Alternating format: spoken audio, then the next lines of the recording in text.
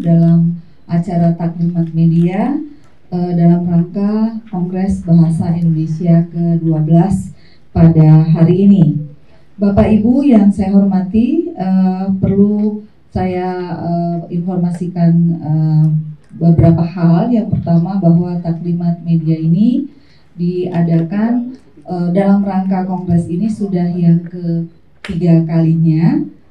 Dan insya Allah nanti akan ada Taklimat Media di akhir acara Kongres pada tanggal 28 Oktober. Dan pada hari ini rekan-rekan wartawan yang hadir itu sebanyak 35 orang yang berasal dari berbagai instansi, asal dari ada yang dari LKBN Antara, ada dari Kedaulatan Rakyat, kemudian ada Koran Jakarta, Sindonews, Trijaya FM, Suara Merdeka, RRI, Pikiran Rakyat, Republika, dan lain-lain yang mungkin bisa nanti kita lihat di dalam daftar undangan yang sudah dibagikan. Nah, Bapak Ibu serta rekan-rekan wartawan, pada saat ini sesaat lagi, maksud saya pada pukul 19 nanti akan diadakan acara pembukaan Kongres yang ke-12 oleh Menteri Pendidikan, Kebudayaan, Riset, dan Teknologi. Dan oleh sebab itu mungkin ada beberapa hal yang perlu disampaikan oleh Bapak Kepala Badan dalam rangka pelaksanaan Kongres Bahasa Indonesia ke-12 tersebut. Baiklah, tanpa berpanjang kata lagi, saya persilakan Pak Kepala Badan untuk menyampaikan beberapa hal. Terima kasih.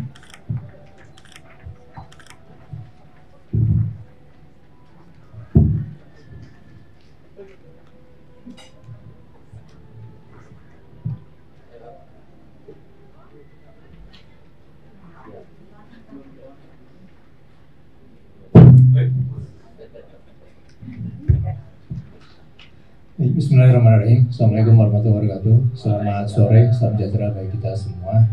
Yang saya hormati para pimpinan Badan Bahasa, Ketua Panitia Kongres Bahasa Indonesia ke-12 yang saya banggakan, dan rekan-rekan dari media, staf dan elektronik, serta rekan-rekan dari lingkungan Badan Bahasa yang saya banggakan. Sebagaimana diantarkan barusan oleh Bu Dora sebagai Ketua Panitia, Kongres Bahasa Indonesia ke-12 ini sebentar lagi akan dibuka ya, sekitar 3 jam ke depan ya, oleh Mas Menteri, dan ini merupakan kelanjutan dari kongres-kongres sebelumnya ya, karena memang kita mengadakan kongres ini salah satu tujuannya adalah untuk melakukan evaluasi, meninjau apa yang sudah dikerjakan pada waktu kita menapaki 5 tahun dari kongres sebelumnya. Ada sejumlah rekomendasi yang disampaikan pada kongres sebelumnya, dan kita lakukan review mana-mana yang sudah kita kerjakan. Nah, kongres ini sendiri dilaksanakan mulai hari ini sampai tanggal 28. Dan itu sudah merentang waktunya cukup panjang persiapannya. Dari setahun yang lalu kami melakukan diskusi awal, menentukan topik, tema, kemudian para pembicara, kemudian bagaimana mekanisme dari kongres itu sendiri. Di dalam kongres kali ini dalam konteks pelaksanaan kongres ke-12 ini ada beberapa hal yang berbeda. Ya, yang pertama, misalnya tidak pernah diadakan sebelumnya kongres itu secara daring dan luring, ya, karena akibat dari pandemi COVID-19, mode hibrida seperti ini menjadi praktik yang biasa dilaksanakan untuk penyelenggaraan acara-acara besar dan meluas begitu. Nah, ini yang pertama, ya. Sehingga para peserta itu, karena kapasitas di kita, kemampuan kami juga terbatas, yang diundang ke sini hadir secara langsung itu hanya 500 orang, ya, tidak termasuk panitia. Kemudian sekitar 1000-an lebih itu sudah mendaftar untuk menjadi peserta kongres secara daring, dan ini mereka akan mengikuti melalui platform yang sudah disediakan. Yang kedua, ya, perbedaan dari kongres sebelumnya, ya, tahun ini kita mengadakan kongres didahului oleh penyelenggaraan kelas mahir atau master classes. Ada 2 kelas mahir yang kami tawarkan, yaitu kelas mahir untuk leksikografi, dan yang kedua adalah kelas mahir untuk bidang linguistik forensik. Nah, kelas mahir untuk leksikografi ini kami kerjakan, ya, kami lakukan dengan bekerja sama dengan Lexikom. Ya, Lexikom itu sebuah lembaga yang memang terbiasa di dalam pengembangan kamus-kamus dunia. Ya. Nah, kami adakan itu di awal bulan ini, dan diikuti peserta yang ini karena melalui seleksi, begitu seleksinya cukup ketat gitu ya, karena dari ratusan orang yang mendaftar itu kami hanya bisa memfasilitasi untuk 15-20 orang saja. Nah, ini kami kaitkan dengan rencana Badan Bahasa untuk menambah pengayaan entry atau lema di dalam Kamus Besar Bahasa Indonesia dari kondisi saat ini yang hanya atau baru mencapai sekitar 121.000 entry, untuk ditargetkan tahun depan ke sejumlah 200.000 entry. Nah, kalau kita mau mengikuti pola yang normal begitu, setiap tahun menambahkan entry, maka target 200.000 ini baru akan tercapai dalam waktu 34 tahun ke depan. Nah, kami ingin mengerjakan ini dalam hanya 1 tahun saja, dan oleh karena itu kami memerlukan ahli-ahli leksikografi gitu. Maka kelas mahir itu menjadi salah satu cara untuk merekrut para leksikograf baru. Kemudian yang kedua itu adalah kelas mahir untuk linguistik forensik. Untuk linguistik forensik ini kami bekerja sama dengan Universitas Aston dari Inggris yang memiliki salah satu pusat kajian forensik linguistik forensik terbaik di dunia. Ada 2 narasumber dari sana, ya, yang kami undang, dan fokus kepada model-model analisis untuk ujaran kebencian. Nah, mengapa ini yang kami ambil gitu? Karena kasus yang terjadi, ya, di dalam negeri kita ini, pertambahan jumlah kasus kriminal yang dilaporkan kepada kepolisian itu jumlahnya bukan puluhan atau ratusan, tapi sudah ribuan. Ya. Dalam 1 tahun itu angkanya selalu meningkat. Nah, oleh karena itu kami menyiapkan forum itu untuk memberikan pelatihan kepada para pemerhati, para peneliti, dosen, atau analis-analis bahasa yang bersedia nantinya bekerja sama dengan Badan Bahasa atau dengan pihak-pihak penegak hukum, aparat penegak hukum di dalam melakukan analisis ujaran-ujaran kebencian yang ditemukan, apakah itu dalam media cetak ataupun media elektronik. Kemudian perbedaan yang ketiga, ya, dari kongres kali ini, untuk pertama kali, ya, dalam kaitan kongres kami memberikan hadiah atau anugerah yang namanya Hussein Jaya Diningrat. Ini kalau kami mau menyamakannya begitu, ya, dengan hadiah sastra, hadiah bahasa, itu anggaplah sama seperti menjadi anugerah tertinggi dari Badan Bahasa, dari Kementerian, untuk para tokoh yang bergerak dalam 4 bidang. Ada yang terkait dengan pengembang bahasa Indonesia, yang kedua untuk pembina bahasa Indonesia, yang ketiga untuk pelestari bahasa daerah, dan yang keempat untuk tokoh diplomasi bahasa Indonesia. Hadiah ini pernah diberikan pada waktu kita memperingati 75 tahun bahasa negara. Ya, 75 tahun bahasa negara itu tahun 2015. 2020 ya, ketika 75 tahun Indonesia merdeka. Nah, kami berikan waktu itu, dan sekarang kedua kali kami memberikan anugerah Hussein Jayadiningrat yang para penerimanya nanti akan langsung diberi apresiasi oleh Pak Menteri nanti malam. Kemudian yang keempat ya, perbedaannya adalah adanya pameran virtual ya, dan juga pameran yang langsung. Hari ini barusan sudah saya buka. Pameran virtual ini dari masing-masing kantor bahasa, kemudian balai bahasa dari seluruh Indonesia, dan itu sudah ditayangkan sejak tanggal 1 Oktober. Kemudian terkait dengan tema kongres kali ini adalah literasi untuk literasi dalam kebinekaan untuk kemajuan, ya, kemajuan bangsa. Nah, ini kami pilih ya tema literasi ini karena memang kita semua tahu data terkait dengan peta literasi bangsa Indonesia ini selalu menunjukkan ada di titik bawah, ya. Baik itu data dari dunia internasional, lembaga-lembaga internasional, ataupun dari hasil asesmen nasional yang dilaksanakan oleh kita sendiri ya, kementerian kita. Nah, datanya selalu menunjukkan ya angka itu kurang membahagiakan.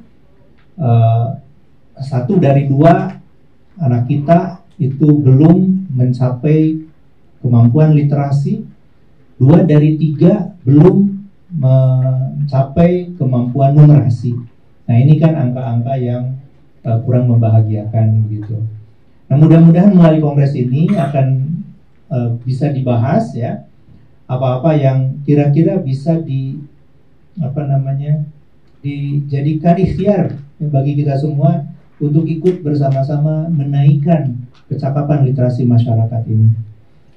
Pembicaranya ada terbagi untuk pembicara utama ya, ada Pak Menteri.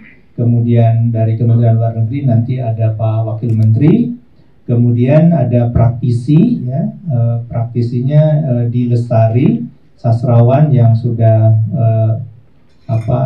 sangat dikenal. Kemudian yang keempat ada Asisten Direktur Jenderal UNESCO ya, dari Paris, itu akan memberikan paparan. Nah, ini mewakili topik-topik yang tadi saya sampaikan itu. Di samping itu ada juga pembicara ya, undangan yang kami minta khusus berbicara tentang topik-topik tertentu ya, untuk tiga subtema, revitalisasi, kemudian pelestarian literasi, dan internasionalisasi bahasa Indonesia. Kami memilih dari sekian banyak pakar yang ada di lingkungan kita ya, atau dari luar negeri, yang memang kami pikir ini akan bisa memberikan warna ya untuk kegiatan kita kali ini, dan kami undang khusus begitu. Ada makalah seleksi ya, itu dari sekian ratus yang memasukkan ya,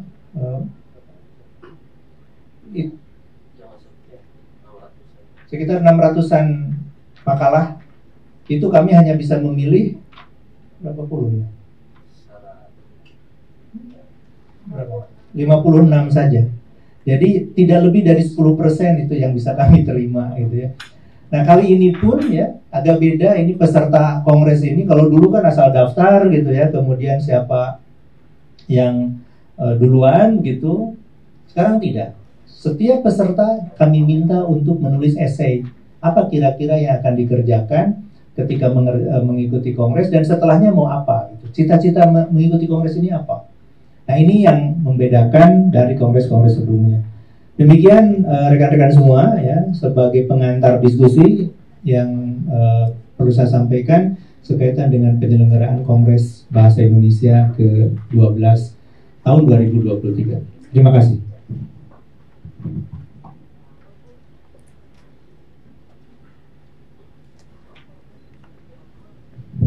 Baik, terima kasih Pak Kaban.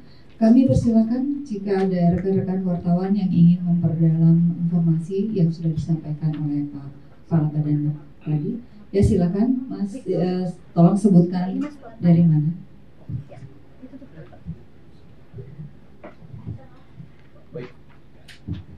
Baik, terima kasih sebelumnya atas kesempatan memberikan. Perkenalkan, saya Marwan dari ADN Times. Yang ingin saya tanyakan Pak, terkait tadi ada hal yang menarik. Poin kedua yaitu adalah Kongres saat ini akan mengadakan kelas akhir, ya Pak ya, yang untuk linguistik forensik akan beberapa ada hadir pemateri dari situ. Lalu ini fokusnya yang menarik bagi saya adalah kepada ujaran kebencian. Nah, yang ingin saya tanyakan adalah kira-kira nanti Pak, hasil akhirnya terkait kelas akhir ini akan seperti apa? Apakah akan dibikin kebijakan atau seperti apa Pak nantinya? Terima kasih. Saya jawab aja dulu langsung ya, Saudara. Ya, terima kasih Mas Marwan. Ini bukan akan ya, tapi sudah dilaksanakan. Para narasumbernya yang untuk leksikom misalnya leksikografi itu mereka sudah kembali ke Ceko, ke Inggris gitu ya, sudah kembali. Dan ini menjadi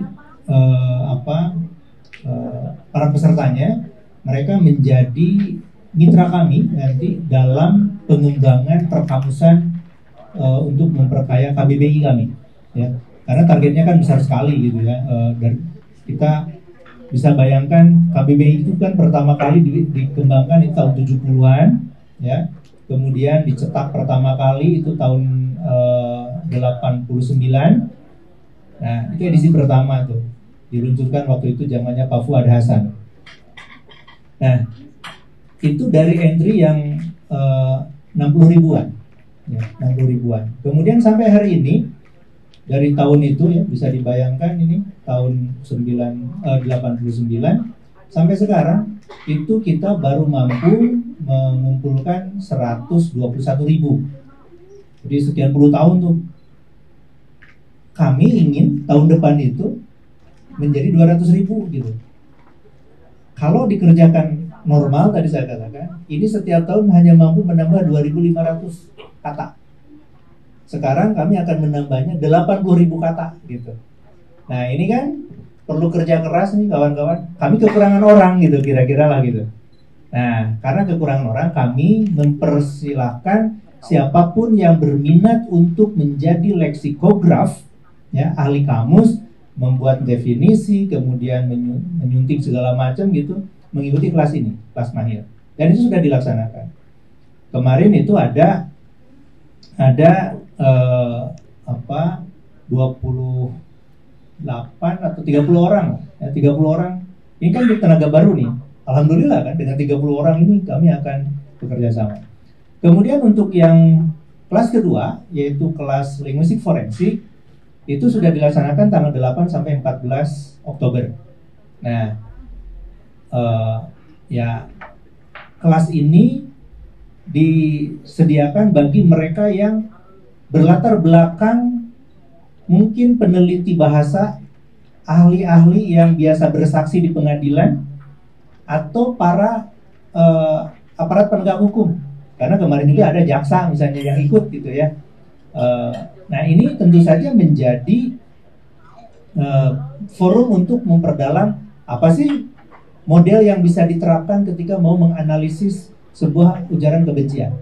Jangan sampai terlalu banyak variasi ahli yang mengaku ahli begitu, tapi dasar-dasar analisis untuk keilmuannya kurang gitu ya.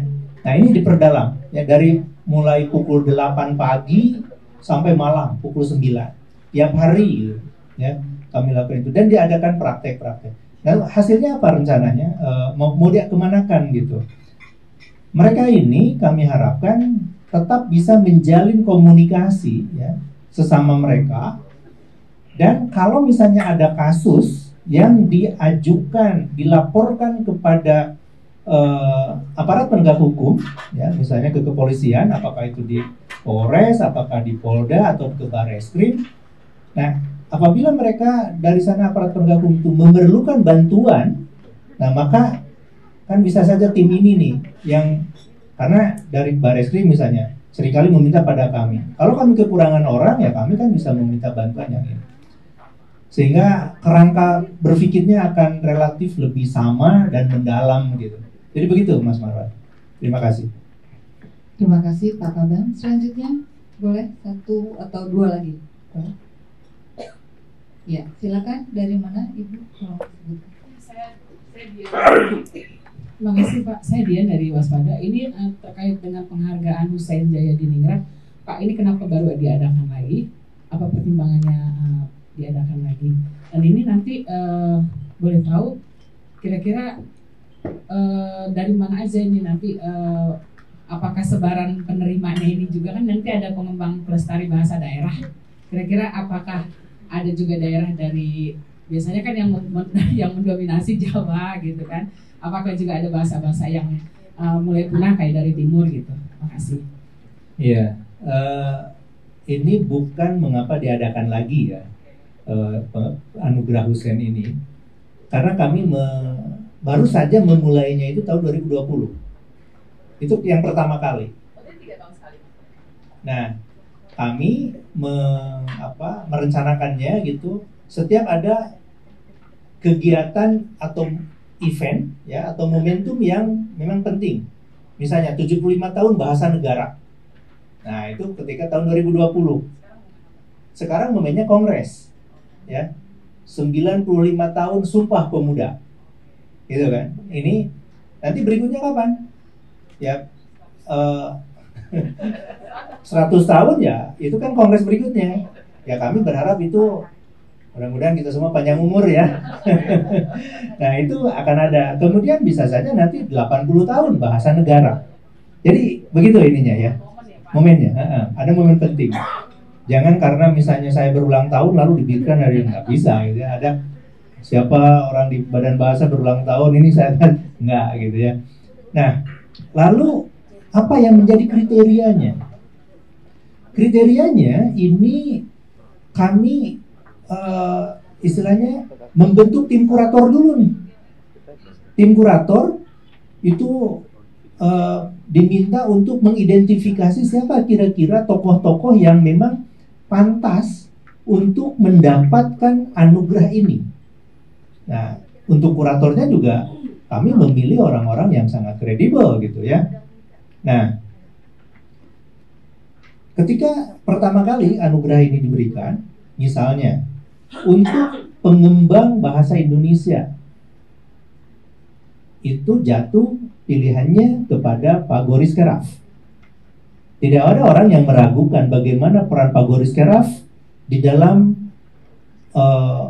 pengembangan struktur tata bahasa, kosakata, dan teori-teori kebahasaan yang dikembangkan oleh Pak Goris Keraf ini tidak ada yang meragukan gitu ya. Buku-bukunya coba saja yang di jurusan-jurusan bahasa Indonesia pasti menggunakan buku-buku Goris Keraf. Untuk yang pembina bahasa Indonesia itu diberikan kepada Pak Anton Mulyono. Kalau orang bahasa Indonesia pasti tahu persis siapa Pak Anton Mulyono ini ya. Itu pausnya bahasa Indonesia ya. Terkenal sekali Pak Anton itu ketika membuat acara program pembinaan bahasa Indonesia di TVRI ya. Fatwa-fatwa yang beliau sampaikan itu luar biasa. Terkenal sekali Pak Anton itu dengan bahasa Indonesia yang baik dan benarnya. Itulah pembina bahasa Indonesia. Untuk pelestari bahasa daerah, waktu itu kurator menjatuhkan pilihan kepada Pak Ayi Prosidi. Bahasa Sunda ya, dan juga bahasa Jawa Cirebon. Ya, begitu. Sunda Cirebon. Sunda Majalengka gitu ya, begitu. Nah, Pak Ayib ini yang membawa bahasa daerah ke dunia internasional, kemudian mendirikan Yayasan Rancage yang memberikan penghargaan kepada para pegiat bahasa daerah, sehingga Pak Ayib ini dikenal sebagai pendekar bahasa daerah. Ya, beliau menulis dalam bahasa Sunda, kemudian juga dalam Hazanah Sastra Indonesia juga sangat dikenal. Lalu untuk diplomasi bahasa, tokoh diplomasi waktu itu pilihannya diberikan kepada Pak Hasan Wirayuda, ya. Tokoh yang memperkenalkan diplomasi lunak, soft diplomacy, yang fokusnya, esensinya ada pada bahasa Indonesia, menjadi media untuk melakukan diplomasi. Maka saat itulah diperkenalkan pembelajaran-pembelajaran MIPA di perwakilan Indonesia di luar negeri. Nah ini ya, apakah yang dari luar Jawa punya kesempatan? Sangat terbuka, ya.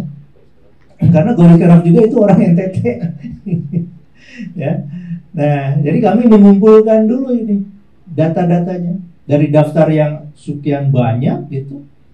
Kemudian dipilih oleh para kurator, benar nggak nih? Jadi tidak ada bukan merupakan usulan dari individu-individu, tapi para kurator yang tahu persis untuk bidang ini siapa, untuk bidang ini siapa. Begitu. Prosesnya berapa lama, Pak? Oh, lama sekali, ya, lama sekali sejak kami meluncurkan kongres ini, kami sudah bentuk itu tim-tim ini, gitu, untuk mencari tahu, ya, siapa mereka itu, gitu. Begitu, Mbak Dian. Nanti aja ditunggu ya. Ya nanti malam. Ya nanti malam. Wah, nggak rame dong kalau bisa beritahukan sekarang. Nggak boleh membocorkan. Iya, belum boleh dibocorkan. Ya. Baik, selanjutnya satu pertanyaan terakhir. Wah, satu tapi tiga nih. Baik, yang Mas yang di depan.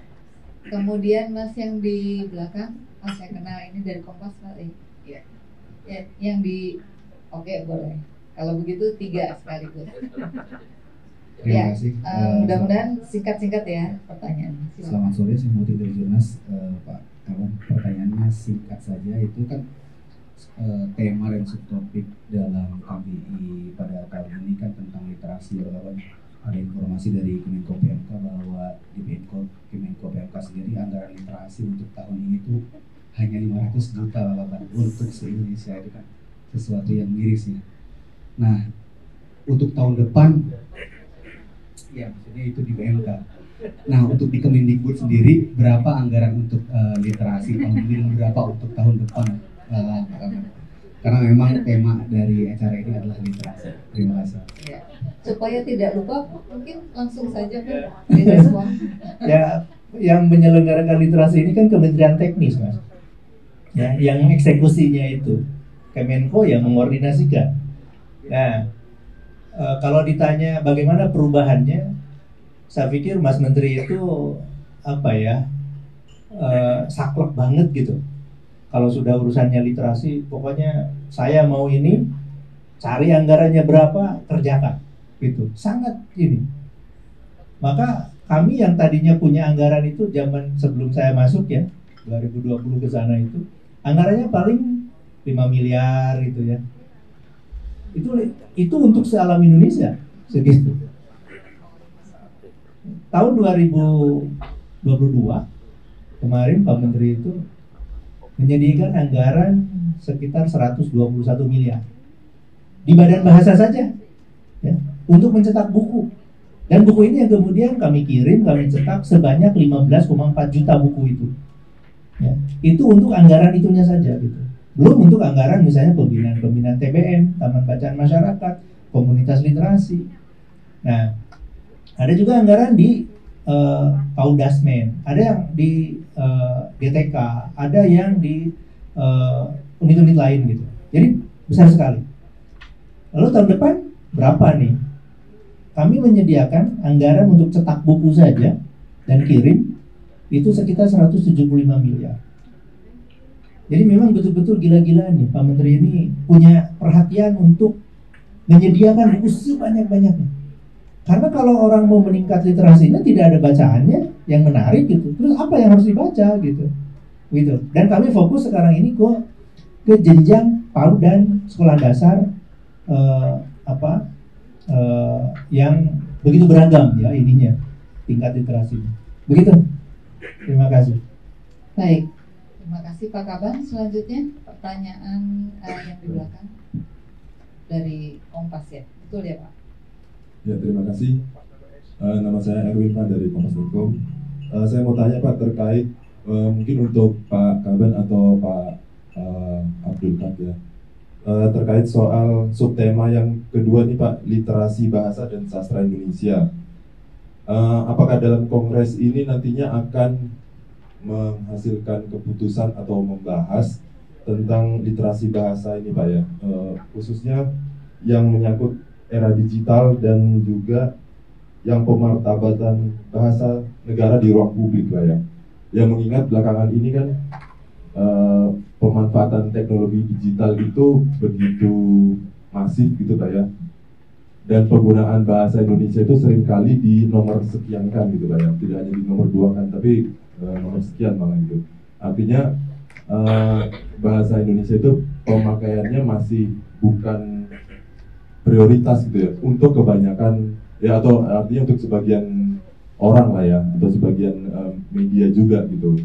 Nah, maksud saya terkait soal subtema ini, apakah nanti akan dibahas secara khusus atau bahkan menghasilkan suatu keputusan untuk mewajibkan penggunaan bahasa Indonesia yang baik dan benar gitu ya di apa namanya, di era apa, di media sosial atau di media massa yang berhubungan soal digitalisasi ini Pak, termasuk juga tadi soal penggunaan bahasa Indonesia di ruang publik Pak ya. Itu yang pertama Pak. Kemudian yang kedua, untuk subtema yang revitalisasi bahasa dan sastra daerah, itu juga Pak ya, kita tahu sekarang ada lebih kurang 718 bahasa daerah Pak ya di Indonesia menurut data terakhir dari Badan Bahasa. Balik lagi soal kongres ini, apakah juga nanti akan memfokuskan gitu untuk bahasa-bahasa yang statusnya itu hampir punah gitu ya, yang tidak aman, artinya sudah bahasa daerah yang di daerah-daerah terpencil yang bahkan penuturnya pun bisa dibilang sudah sangat sedikit gitu Pak. Artinya menuju kepunahan bahasa daerah tersebut kan itu sudah menjadi kewajiban kita juga, apalagi di Badan Bahasa gitu ya, untuk melakukan pelestarian bahasa daerah tersebut. Begitu Pak. Jadi apakah nanti akan ada pembahasan juga secara khusus tentang pelestarian bahasa daerah yang statusnya itu sudah tidak aman gitu Pak, dikatakan hampir punah gitu. Itu saja dari saya, terima kasih Pak. Ya, baik Mas Erwin. Dalam pembagian tema tadi ya kepada subtema, kami nanti akan membagi menjadi 3 kelompok besar. Ya, ada nanti satu kelompok itu memang akan membicarakan topik-topik terkait dengan literasi misalnya, termasuk sastra digital, literasi digital gitu, bahasa Indonesia di ruang publik, itu akan termasuk yang dibahas. Nah, bagaimana pada tingkat kebijakan gitu ya, itu juga akan menjadi bahan perbincangan. Demikian juga untuk yang revitalisasi bahasa daerah, itu akan ada satu ruangan ya yang memang pembicaranya di situ, mulai dari sastra anak, berbahasa daerah, kemudian bagaimana inisiatif untuk pelindungan bahasa daerah, kerjasama dengan pemerintah daerah, bagaimana terkait dengan aksara daerah gitu. Itu akan ada satu grup ya, satu ruang yang memang berbicara tentang itu. Dan yang satu lagi tentang internasionalisasi bahasa Indonesia. Ya, bagaimana langkah-langkah yang harus dilakukan untuk mencapai tujuan bahasa Indonesia betul-betul menjadi bahasa pergaulan internasional. Nah, jumlah berapa makalah yang membahas itu gitu ya, dan spektrumnya seperti apa, mungkin Pak Abdullah bisa memberikan tambahan, silakan. Baik, langsung ke pertanyaan tadi yang tentang literasi digital ya. Jadi ada yang judulnya betul-betul literasi di era digital, itu oleh Pak Masudi Wahyu Kusworo, itu dari BRIN. Kemudian yang terkait dengan bahasa ruang publik tadi itu oleh Pak Setiawan Aswad, ini Kepala Badan Perencanaan Pembangunan Penelitian dan Pengembangan dari Provinsi Sulawesi Selatan. Ini malah langsung judulnya seperti yang Mas minta. Ya, baik. Baiklah, satu pertanyaan terakhir, silakan. Sore, Kawan. izin ada dua pertanyaan tapi tipis-tipis Pak. Yang pertama, saya Ma'ruf dari orang Jakarta. Yang pertama soal tadi leksikografi Pak, karena kan targetnya itu 200.000 dan itu kan jadi dipercepat ya Pak. Mungkin lebih ke metodologinya seperti apa gitu Pak, karena kan apakah kemudian akan ada bahasa asing yang diserap lebih banyak gitu untuk sekalian internasionalisasi bahasa juga, atau malah bahasa daerah kemudian yang diserap itu untuk merevitalisasi itu nanti seperti apa gitu Pak metodologinya. Itu yang pertama. Yang kedua, untuk literasi ini kan ada juga Merdeka Belajar 23 ya Pak, soal buku bacaan itu. Nah, tapi kan kalau untuk peningkatan literasi juga kalau buku saja tidak cukup gitu Pak. Nah itu bagaimana agar Merdeka Belajar yang 23 itu bisa berdampak pada peningkatan literasinya gitu Pak, buku-buku bacaan itu aja sih Pak. Terima kasih. Ya baik, terima kasih Pak Ma'ruf. Kalau ditanya metodologinya seperti apa, nanti yang paling paham di ruang ini adalah Bu Dora ya. Karena beliau lah leksikograf Indonesia saat ini, ketuanya, ketua redaksi KBBI itu Bu Dora.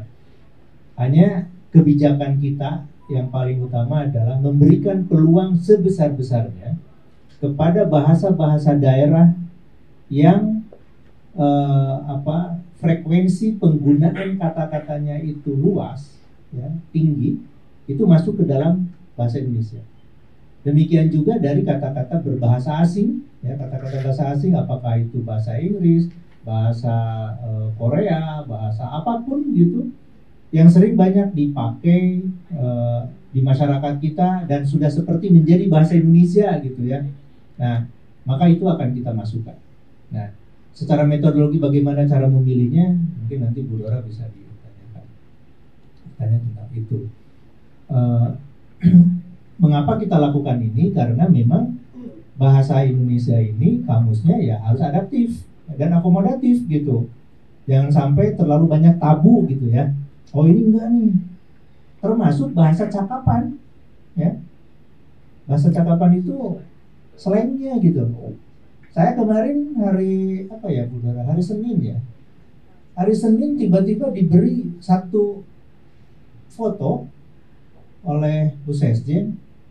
Ini tentang culture. Saya cari di kamus, kata culture ini nggak ada. Ya, ditulisnya itu ya culture gitu. Saya tanyakan ke Bu Dora, Bu, ini kata ini tuh gimana sih? Kok bisa masuk gitu? Itu ternyata anak-anak muda kita sekarang ini menggunakan istilah dari bahasa Inggris culture, kemudian diserap saja langsung jadi culture gitu. Padahal sudah ada kan dalam bahasa Indonesia itu kultur. Dan ini produk anak Jaksel nih ya, gitu. Anak-anak muda mengatakannya culture. Jadi saya bingung juga, ini kok bisa gitu. Saya diskusi dengan Pak Hilmar, Pak Dirjen gitu ya. Ini gimana? Karena itu dalam rangka kegiatan Pekan Kebudayaan Nasional gitu kan. Itu balihonya besar sekali gitu. Saya bilang gimana nih Pak Dirjen? Itu anak-anak lah hal yang terlalu banyak dipengaruhi oleh bahasa Inggris katanya. Dia tidak mau ngomongnya kultur biar agak keren ya, jadi culture aja gitu. Ya. Nah, seperti itu. Nah, ini apakah yang seperti ini kalau misalnya luas pemakaiannya, apakah akan diserap ke dalam bahasa Indonesia? Lalu misalnya kita tulis saja culture, tapi di situ ada bahasa cakapan ini yang merujuk kepada kata kultur. Misalnya gitu, ya. Nah, cara-cara seperti ini sah ya untuk dalam sebuah kamus, gitu ya. Tapi keputusannya apakah akan diadopsi atau tidak ada pada tim perkamusan, gitu. Saya sendiri kan tidak bisa menunjukkan ini harus, ini nggak bisa, gitu. Ya. Kata liar misalnya, ya, kan tidak ada tuh. Tapi begitu banyak orang yang mengatakan liar, ya, atau riweuh, gitu. Apakah karena saya orang Sunda? Bukan. Banyak sekali orang yang menggunakan kata itu. Ya, namanya kamus berdasarkan korpus ya harus mampu mengambil ini gitu. Apa kata-kata ini? Ya. Seperti kata cluster ya.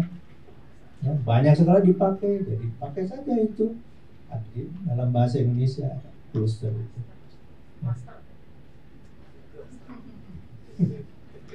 Kata kekeh juga gitu ya. Nah jadi gitu Mas Maruf. Yang kedua, bagaimana nih pemanfaatan buku yang bisa dipastikan akan meningkatkan kemampuan literasi. Kemampuan literasi itu kan bukan pekerjaan yang hasil dari pekerjaan yang instan ya. Tidak. Karena prosesnya panjang, orang harus dimulainya itu dari kebiasaan membaca dulu. Kebiasaan membaca terus gitu ya. Kalau sudah terjadi pembiasaan ini, ya orang akan ketagihan kalau tidak membaca. Maka harus makin banyak buku kan. Gitu. Nah, kami melakukan pendampingan melalui guru, orang tua gitu. Pada penutupan kongres ini akan diberikan hadiah anugerah kepada keluarga yang mengikuti tantangan 21 hari membaca. 21 hari ini terus-terusan membaca. Anak-anak itu diberi cara membaca, orang tuanya gimana gitu ya, menjelaskan buku ini. Nah, itu nanti akan diserahkan hadiahnya oleh Ibu Franka kepada keluarga, dan saya bisa bocorkan kalau ini pemenangnya itu tidak ada dari Jakarta ya. Pemenangnya itu dari luar daerah sebenarnya.